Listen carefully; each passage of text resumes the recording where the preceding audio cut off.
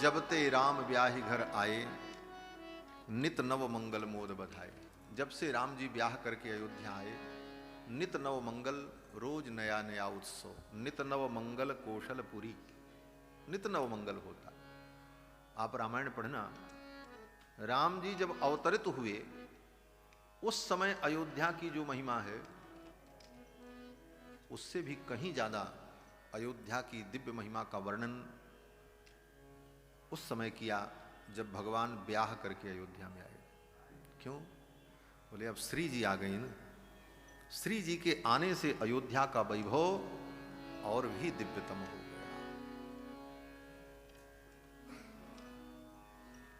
अब इसके बाद मुख दिखाई की विधि भई, सब माताएं आई, सबने तैयारी कर रखी थी, बहू आएगी मुख देखेंगे। महारानी कौशल्या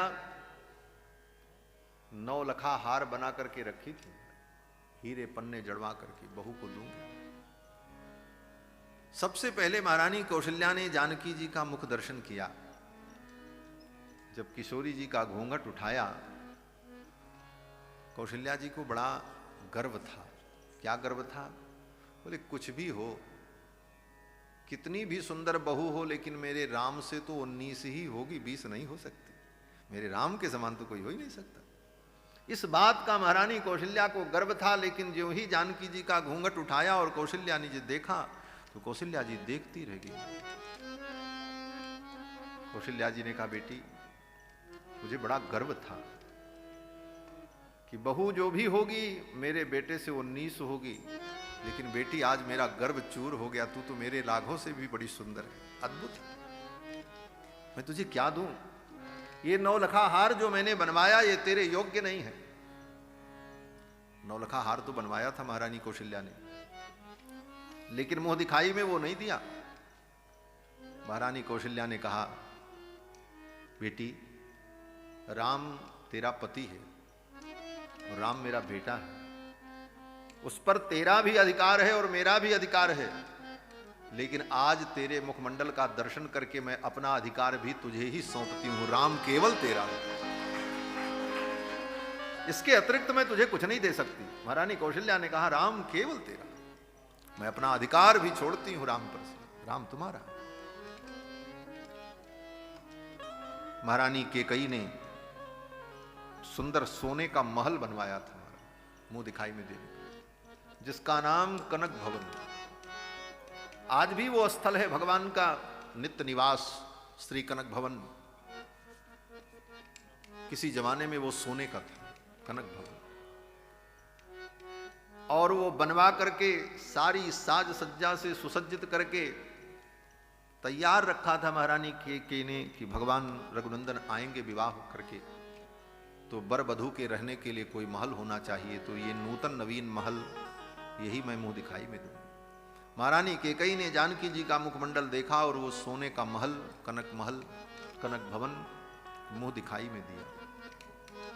आज भी हमारे अयोध्या में भक्तों की भावना है कि कनक भवन बिहारी जी के द्वार पर हम पड़े रहें, इसी में हमारी धन्यता है। कनक भवनी दरवाजे पड़े रहो, कनक भवनी दरवाजे पड़े रहो, जहाँ सिया राम जी विराजे पड़े रहो, जहाँ सिया राम जी विराजे पड़े रहो। कनक भवनी दरवाजे पड़े रहो, कनक भवनी दरवाजे पड़े रहो। सुघर सुपान सुद्वारे सुहावे, सुघर सुपान सुद्वारे सुहावे, छटा मनोहरे सब मन भावे, छटा मनोहरे सब मन भावे। सुंदर शोभा साजे पड़े रहो, सुंदर शोभा साजे पड़े रहो। कनक भवनी दरवाजे पड़े रहो, कनक भवनी दरवाजे पड़े रहो। आवत जाति संत जन दर्शन, आवत जाति संत जन दर्शन, आवत जाति संत जन दर्शन, आवत जात संत जन दर्शन, दर्शन करके सुजन मन हर्षत, दर्शन करके सुजन मन हर्षत।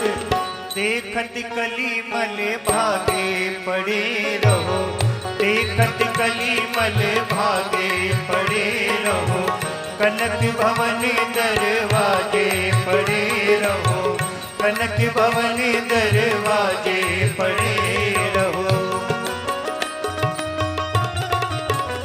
जय हो।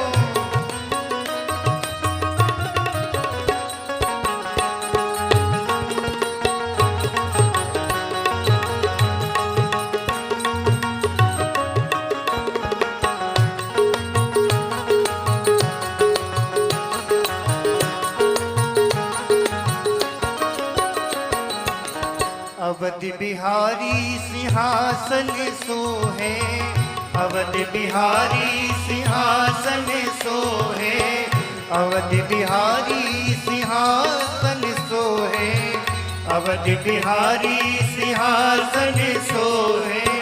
संग सी जनक लली मन मोहे, संग सी जनक लली मन मोहे, संग सी जनक लली मन मोहे, संग सी जनक लली मन मोहे। देखत छवि सुंदर शोभा साजे पड़े रहो, सुंदर शोभा साजे पड़े रहो, कनक भवन दरवाजे पड़े रहो, कनक भवन दरवाजे पड़े।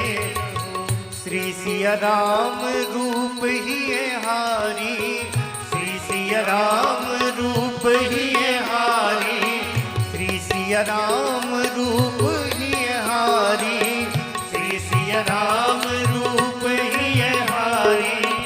लख राजेश जाए बलिहारी, लख राजेश जाए बलिहारी, कोटिका में रति लाजे पड़े रहो, कोटिका में रति लाजे पड़े रहो, कनक भवन दरवाजे पड़े रहो, कनक भवन दरवाजे पड़े रहो। जहाँ सिया राम जी विराजे पड़े रहो, जहाँ सिया राम जी विराजे पड़े रहो, कनक भवन दरवाजे पड़े रहो, कनक भवन दरवाजे पड़े रहो। जहाँ सिया राम जी विराजे पड़े रहो, जहाँ सिया राम जी विराजे पड़े रहो, कनक भवन दरवाजे पड़े रहो, कनक भवन दरवाजे पड़े रहो। बोलो श्री कनक भवन बिहारी बिहारुणी सरकार की जय। जय जय सीताराम। अवध बिहारी कनक भवन बिहारी सरकार हो गए। महारानी केकई ने सुंदर कनक भवन भेंट किया मुंह दिखाई में। फिर सुमित्रा जी ने जब मुख देखा तो सुमित्रा जी ने मुख देख करके कहा, बेटी तुम्हें सब कुछ तो प्राप्त हो गया, मैं क्या दे सकती हूं। चक्रवर्ती सम्राट जैसे ससुर प्राप्त हुए, रघुनंदन जैसे त्रिभुवन कमनीय पति प्राप्त हुए, अयोध्या जैसा घर मिला, कनक भवन जैसा महल मिला। तुम्हारे जीवन में सब कुछ है, एक वस्तु की कमी है, एक बेटे की कमी है। मैं अपने पुत्र लक्ष्मण को ही पुत्र के रूप में तुम्हें प्रदान करती हूं। आज से मेरा बेटा लक्ष्मण तुम्हारा बेटा। महारानी सुमित्रा जी ने यही मुंह दिखाई में दिया कि आज से लक्ष्मण तुम्हारा पुत्र है। और लक्ष्मण जी ने यही अनुभव किया कि मेरी मां श्री जानकी। इसीलिए वन की यात्रा पर जब भगवान श्री रघुनंदन जाते हैं तो लक्ष्मण जी महाराज जब मां सुमित्रा को प्रणाम करने गए कि मां मुझे अनुमति दो, मैं भी वन में जा रहा हूं, तो सुमित्रा जी ने यही कहा, तुम मुझसे अनुमति लेने क्यों आए हो? बोले आप मेरी मां हो। तो सुमित्रा ने कहा, मैं तुम्हारी मां नहीं हूं, तुम्हारी मां तो सीता है। मैंने उसी दिन कह दिया था तुम सीता के पुत्र हो और तुम उनके साथ जा रहे हो तो अनुमति लेने की क्या जरूरत है? तात तुम्हारे मातु में देवी, तात तुम्हारे मातु में देवी, पिता राम सब भांति स्नेही, पिता राम सब भांति स्नेही, पिता राम सब भांति स्नेही, पिता राम सब भांति स्नेही, तात तुम्हारी मातु में देवी, तात तुम्हारी मातु में देवी, तात तुम्हारी माँ। महारानी सुमित्रा ने यही कहा कि जानकी तुम्हारी मां है, राम तुम्हारे पिता है। और श्रीमद् वाल्मीकि रामायण में भी यही कहा है सुमित्रा जी ने, रामम दशरथम विद्धि, राम ही तुम्हारे पिता है। रामम दशरथम विद्धि माम विद्धि जनकात्मजाम, और जनकात्मजा ही तुम्हारी मां है। अयोध्याम अटवीम विद्धि, अटवी जो वन है वही तुम्हारे लिए अयोध्या है। गच्छतात यथा सुखम, हे लक्ष्मण जाओ, कभी अयोध्या का स्मरण मत करना, जंगल ही तुम्हारे लिए अयोध्या है, राम ही तुम्हारे पिता हैं और सीता ही तुम्हारी मां है। तात तुम्हार मातु वैदेही। माताओं ने मुंह दिखाई में सब दिया। इसके बाद कई दिनों तक ये सब उत्सव चलता रहा। मुंह दिखाई की जब रस्म हो रही थी तो बड़ी भीड़ थी, माताएं सब आईं, स्त्रियां आईं, लोक रीति हो रही थी। दशरथ जी महाराज बार बार आंगन में आते, फिर उन महिलाओं के इस कार्यक्रम को देखकर संकुचित होकर के दशरथ जी फिर लौट जाते, सोचते अब ये कार्यक्रम समाप्त होगा। फिर उधर से घूमते हुए दशरथ जी आवे और आंगन में देखें महिलाओं की भीड़ लगी है और कुछ न कुछ चल रहा। दशरथ जी से रहा नहीं गया। दशरथ जी ने सोचा ये कब तक चलेगा उत्सव, बहुएं आई हैं, उनको विश्राम कराना चाहिए, भोजन कराना चाहिए, वो बच्ची हैं छोटी छोटी, ये सब विधि विधान तो रोज होता रहेगा।